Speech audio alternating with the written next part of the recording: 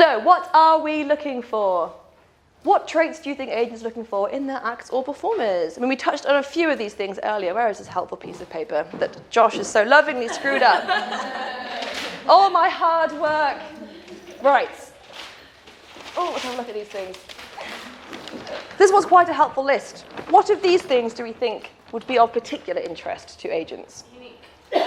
Unique, definitely. Basically all of them. Taking risks. Yeah, love those ones. Are they going to be naked? Nobody knows. But yeah, so lots of things on this one, basically. So I've got a few of the things that I have as my particular favourite. So reliability, if I can just put events your way and trust that I know you're going to put it in your calendar, you're going to turn up, you're going to do a good job. Perfect. So reliability is a great one. Uniqueness, like we're saying, if you've got a particularly standout or unique act, definitely gives you your kind of unique selling point straight away. Punctuality, turn up, like you were saying earlier, if you're on time, you're late. And I think that's a brilliant little phrase to go by. So making sure you're on time. There's so many things where problems just can be solved. And like being late is something that is very easily avoidable. If you know it's a problem with you, I've had a few kind of performer friends and they've spoken to me about it saying, I really struggle with times. You can work through it. There's ways of doing it. Set yourself alarms that are earlier. Just, there's ways around it. Response to emails. This one is very important. I know I've done any of my own personal training for a long time because agency stuff has kind of taken over. But do try and check your emails at least a couple of times a day. I know if you're out kind of like doing training and stuff, it can be quite difficult. So having a kind of schedule where you're able to do a mix of both and trying to fit the admin in. I know people really hate the admin, but admin's where it's at, really. So you've got to keep on top of all of that stuff. Again, keeping calendar, definitely an important thing, and I have a horror story for those ones later on when it comes to people that kind of double book and all that kind of malarkey. Where you are in the country is also a massive thing for agents. So if you are like right down the road, so us, for example, we have a large amount of in-house costumes. So if you're a stilt walker who lives in a nearby city to us, you're going to get more work from us because you can come and pick costume up. If you live really far away from us and haven't got a lot of your own things, you might not potentially get too much work from us, that kind of stuff. But then different agents cater for different things. So, but location is sometimes a thing to kind of keep in mind when you're looking at agents you might potentially want to work for. What skills you've got, again, is whether you're just specializing on one thing or if you're like a broad skill, both of them are equally valid things to be in this industry. You can be a specialist act or you can be a jack of all trades, and none of those are wrong. And agents are looking for all of those things. As I was saying, yeah, different agencies want different things. So small and medium agencies want performers they can grow with and a bit more personal. So this is kind of where kind of Flambe and Helter, Skelter, I'd say, fit in, like agent-wise. I really like building relationships with performers because, I don't know, you get to know them more and you know what their skills are and you can be better suited for stuff. So I have a couple of performers. When it comes to like fire, for example, both awesome performers, but I'd definitely always put them on different events. So like one of them has a super strong solo fire show, and I know that because I've worked with him so many times over the years, whereas one of the other ones, great for ambient, not that he hasn't got all the skills, but he just hasn't got like that chat and stuff, but there's certain things that you wouldn't know about that person unless you've known them over the years. So I do really feel as though, like if you want to have a bit more of a personal relationship with an agent, kind of smaller to medium ones, you get a bit more of that kind of personal chat and interaction. What else have I written down about those ones? Yeah, because I like to find things that really suit people. Because if you're going to smash a job, it's like, sweet. If you're going to be happy doing it, you're going to do a better job on it. So if you really like doing all the interactive stuff, I will know that from knowing you and will put you on those gigs. So that's the kind of benefit of being with kind of smaller ones. Bigger agencies, a bit more faceless. You'll probably just be kind of a cog in their machine. This is not a bad thing. So they're looking for efficient, reliable acts, often required to solve problems and think on your feet when you're at events. So these are some of the really big ones, so people like Scarlett or Sternberg Clark or some of the kind of more high-end entertainment agencies. You may not potentially build much of a rapport with people, and they often kind of cycle through people that work in the office, so it can sometimes be a bit harder to make that connection. So if you're working with an agent, really try and get like the name of someone and become like really good friends with them. But yeah, I think with those ones, you will often get like kind of bigger, fancier events, but you often are just thrown into the event and you have to kind of work things out a bit more.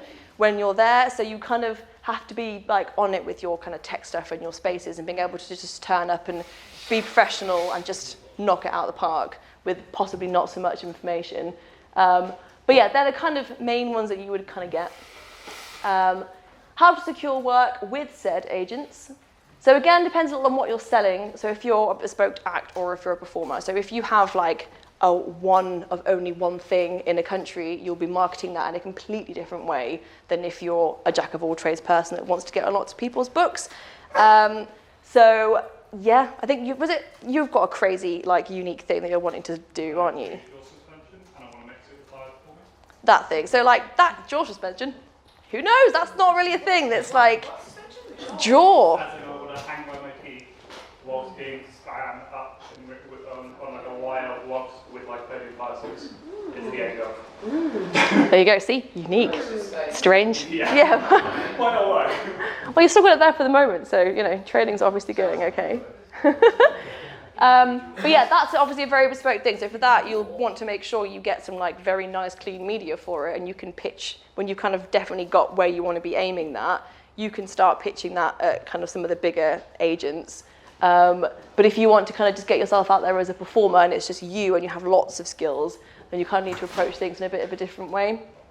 So yeah, good media package, strong blurb, solid tech requirements. You need to have all of those bits down. And again, this is the really boring stuff, and no one likes writing up like tech writers and their risk assessments and things. But if you've got one sorted, it'll be probably a long afternoon of having to type things out and it'll be a bit naff, but once you've got it, it's there. And then as soon as someone gets it, if you can fire it over right away, you just look super professional. Always a good thing. So you as a performer, agents need to know everything. Multi-skill is often an advantage, costume, location of the country, the big factor. So there's kind of things that I touched on earlier. If I speak to someone on the phone, these are all the things that I'm gonna ask about. So like I was saying, if you're gonna be, we're Loughborough based, so we've got like Nottingham, Leicester and kind of East Midlands. If you were there, we'd be a good person for you to be in touch with because we'll probably have like events we can put you on our costumes. If you have a vast like array of your own stuff already, it doesn't really matter so much where you are, but I would say a good thing to do would kind of maybe have a Google around your kind of local area and see what agents come up.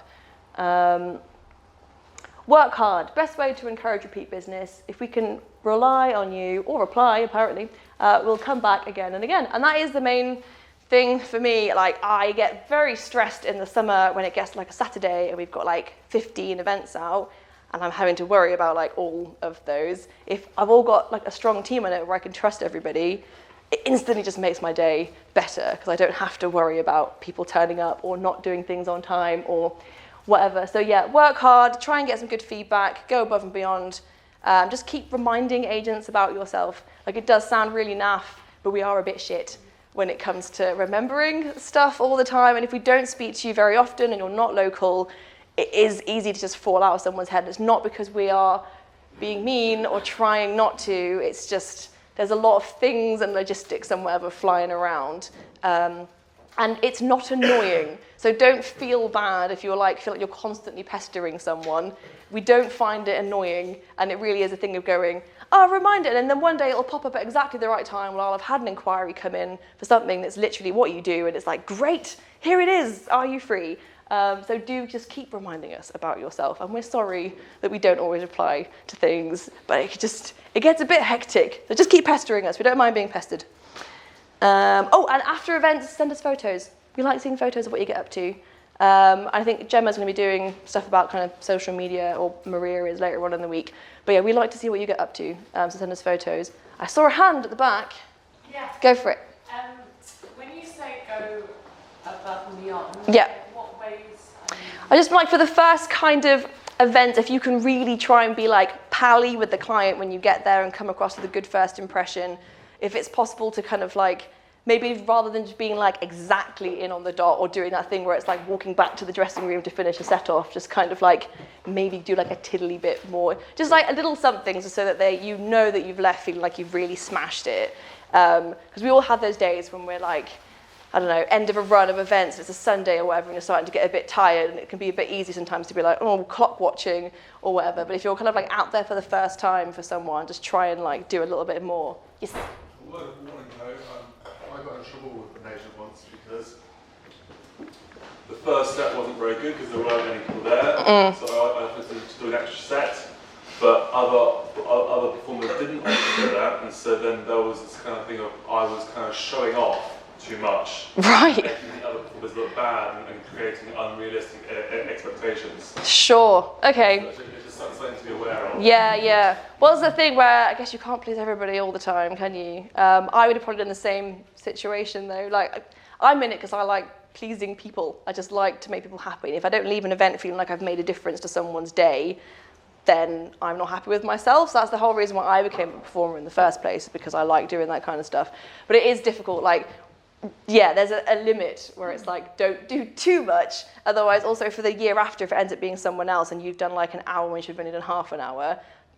So it's like in moderation. But that's a bit of a weird one. Yeah. Stop doing so many good things. Yeah, that's just a tough one. There'll be various things that crop up like that, though, that throughout your careers, most likely. You can't get them right all the time. I think just try and be nice and work hard. That's kind of it.